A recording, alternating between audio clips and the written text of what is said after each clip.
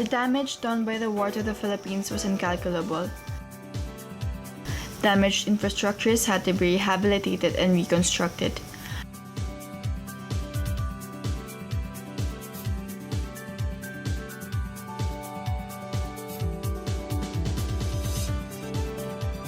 The American Army promptly created the Philippine Civil Affairs Unit, which provided speedy relief for all the people of Manila and the provinces.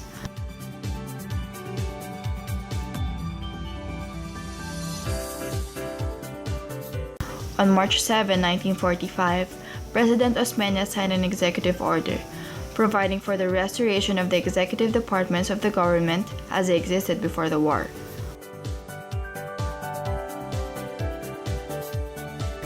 On June 9, Osmeña called a special session of Congress.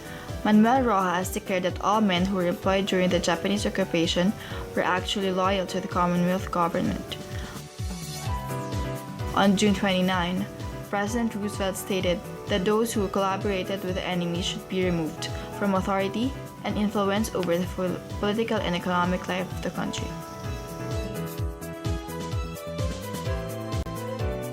The following are the people who served and tried to change our country for the better. Manuel Rojas, who served from 1946 to 1948, was the first president to taste the neo-colonialism of the Americans. Because businesses were closing, there were no more jobs available for people. Unemployment rates were rising, education also severely weakened. Also, policies done by Ross were highly influenced by US officials. Since the country was devastated by war, Rojas centralized his promises around the rehabilitation of the Philippines. Rojas supported the acceptance of two important laws passed by the Congress of the US to the Philippines. These laws were the Philippine Rehabilitation Act and the Bell Trade Act. Another is the Treaty of General Relations, which recognized Philippines' independence as of July 4, 1946. We decided to give him a 1.0 based on the DLSU grading system because although he was able to obtain rehabilitation money to repair the country, the welfare and the nationalism of the country and the countrymen were jeopardized.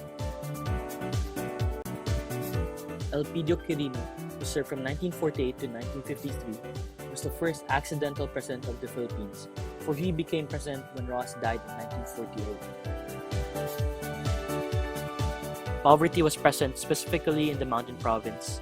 Wages of people cannot compensate with the expenses of the people and the prices of the products due to inflation. Housing was also a huge problem because of the war. Quirino promised that he will help in rebuilding the existing system in the country since it was after the war and everything was back to step one. He promised to solve the unemployment problems and increase the wages of the people. Quirino established the PACSA to alleviate the sufferings of poor families, ACCFA to help the farmers market their products, Labor Management Advisory Boards to advise him on matters concerning labor and rural banks of the Philippines, to facilitate utilities in rural areas. We decided to give him a grade of 2.0 because he implemented many programs and policies to recover the Philippines from its post-war condition.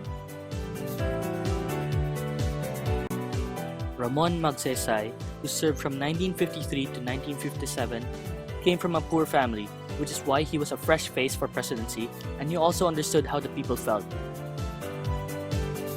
Some of the problems during his term were the land reform problems and the Hukbalahap rebellion. He promised peacefully resolve the Hukbalahap situation and open settlements for the public lands. He established NARRA, among other agrarian reforms, and implemented the Rizal Law in order to educate the people in terms of the history of the Philippines. We gave him a grade of 3.0 based on what he did against corruption. His presidency was referred to as the Philippines' golden years for its lack of corruption. Carlos P. Garcia served as Vice President of Ramon Magsaysay and became President when Magsaysay died in 1957. The main problem was the current economic situation that time. Another was that the imports outnumbered the exports, making the Philippines highly dependent on foreign products which required dollars to purchase. Some of Garcia's promises were the continuation of low-cost housing projects. His programs were the Filipino First policy, which favored Filipino businessmen over foreign investors, and the austerity program, which urged people to live a simple life. We gave him a 3.5 because he helped the Philippines rise from being a victim of war to a self-sustaining country that was considered one of the richest countries during his time. Diosdado Macapagal, who served from 1961 to 1965, was the 9th President of the Philippines. Some of the problems during his term were the lack of economic stability, high unemployment rate, and the peso devaluation, which made the foreigners control more local businesses easily because of the exchange rate. He promised to bridge the wide gap between the rich and the poor, to end corruption, and to establish an anti-terrorism movement. His programs include the decontrol policy, which gave incentive to export industries, and the Agricultural Land Reform Code of 1963, which removed shared tenancy and replaced with leasehold system. He deserves a grade of 1.0 because he didn't achieve any of his promises during his term. Ferdinand Marcos, who served from 1965 to 1986, was the longest-serving president. He ruled under martial law and dictatorship. The problems under his term were high rate of unemployment, the corrupt government officials, and destabilized economy. His promises were the reformation of international and domestic policies, renovation of roads, buildings, and other infrastructures, and the development of our economy. When he declared the martial law, he turned himself into a dictator, stating that it was important for the nation's survival. Another program of him was the Decentralization Act. We gave Marcos a 2.5. He was always ahead in his plans, however, because of the declaration of martial law and the atrocities that he committed, his reign was a dark time in Philippine history. Corazon Aquino was the first female president of the Philippines, or any Asian country. She served from 1986 to 1992. The problems during her term were displeased citizens and power shortages. Her promises were to create jobs and livelihood, bring about peace and order, and improve the lives of all the Filipino people. She restored democracy and implemented the Comprehensive Agrarian Reform Programs, or CARP, which provided land for the landless farmers. We only gave her a grade of 2.0 because she focused on ensuring democracy to the people and failed in making the Philippines economically stable. Fidel Ramos was the chief of staff of the AFP before he became president in 1992 and served until 1998. The economy wasn't booming because of foreign investors felt that it was too risky to invest because of coup attempts. Another problem was frequent brownouts. His promises were to supply equal measure of agriculture, nurse the economy and make it grow, and to continue the reforms by Aquino. One of his programs was the Philippines 2000, which envisioned the Philippines to be a tiger economy in Asia. Another was the Oil Deregulation Act, which prohibited the government interference to oil industries. He deserves a 3.5 because his term is considered one of the most orderly and productive presidencies in the Philippines. Also known as Arab, Joseph Estrada was the first president who had been a famous film actor. His term lasted from 1998 to 2001. One of the problems during his term was when the central bank increased rates by 1.75%. El Nino and poverty were also some of the problems during Estrada's term. He promised that his first priority was improvement of the economy. Jeepney Era program stands for Justice, Economy, Education, and Peace. He deserves a 1.0. Although he was charged of plunder, labeled as a Jutang Lord and a womanizer, he still made some acts which had a good effect on our country. Gloria Arroyo was the second female president and daughter of former President Diosdado Macapagal. She served from 2001 to 2010.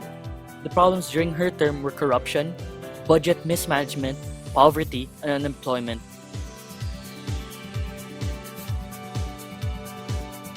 The only thing that was fulfilled from her 10-point agenda was the automation of election. She implemented e-VAT during her term to counter the problems in the economy. However, due to the many corruptions that occurred during her time, the e-VAT only served as deadweight to the Filipinos. She deserves a grade of 0.0 because of her many corruption cases and issues which just made our country worse than it ever is. Benigno Aquino III, also known as Pinoy or Noy Noy. He is the first president who is a bachelor. Corruption and poverty are also prevalent in Pinoy's term, same as the other former presidents. His promises include the fight against corruption and poverty and the strengthening the agricultural sector. Pinoy implemented the No Wang Wang policy, which prohibits public officials from using those. He also initiated the K-12 education plan. He deserves a 1.5 because he brought just a small amount of change in our country. Everyone has their own opinions on who is the best from the former and past presidents of our country. As students, we can contribute in making our country a better place to live in by participating in the upcoming 2016 elections. Now, if you are still indecisive on who to vote, fret not, because we got your back.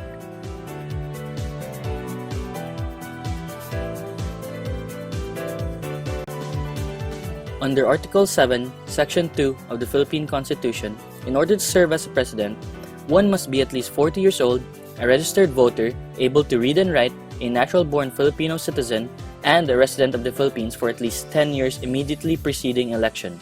But those are only basic qualifications. We, the voters, must also set our own qualifications in choosing the right president to make sure that our country will have continuous progress and our children will have a brighter future.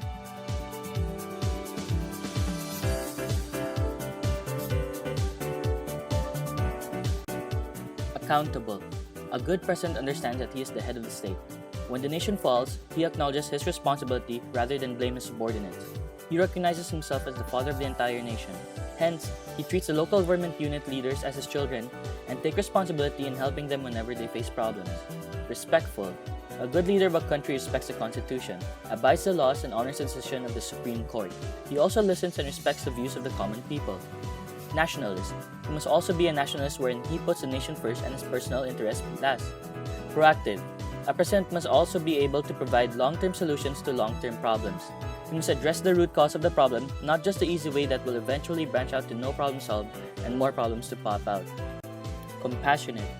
An effective president understands what his people are going through. He can feel the sufferings of the oppressed and poor people. He is not arrogant, rather he is gentle and uplifting to people who are suffering from misery and pain. Humble.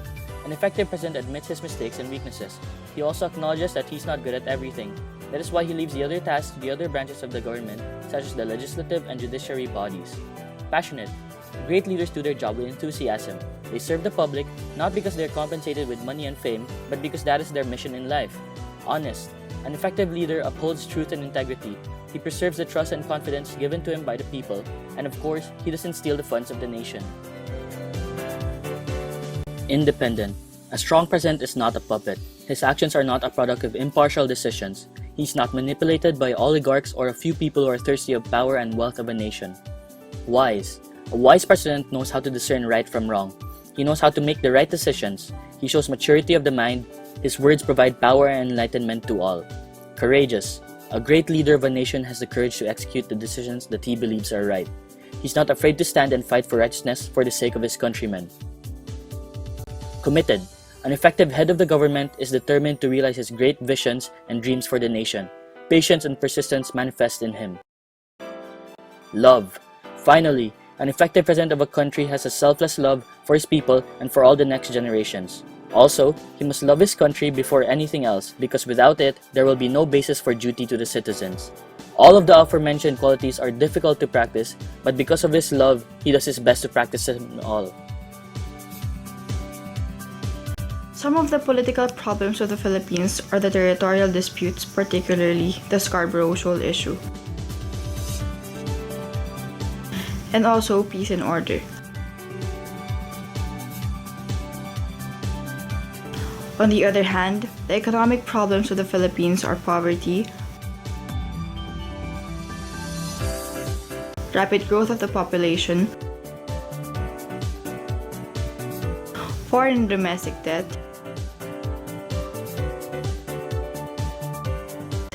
lack of classrooms in public schools, overseas employment, and drug addiction.